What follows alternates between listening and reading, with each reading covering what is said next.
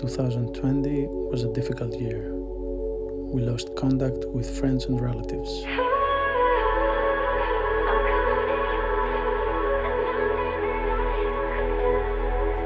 It was a dark period. In my life, I have always learned to focus on the light.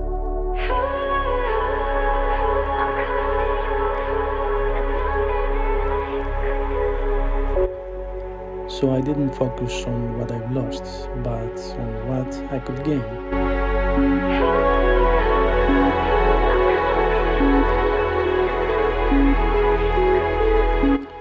I traveled, gained new experiences, and became more connected to nature and myself.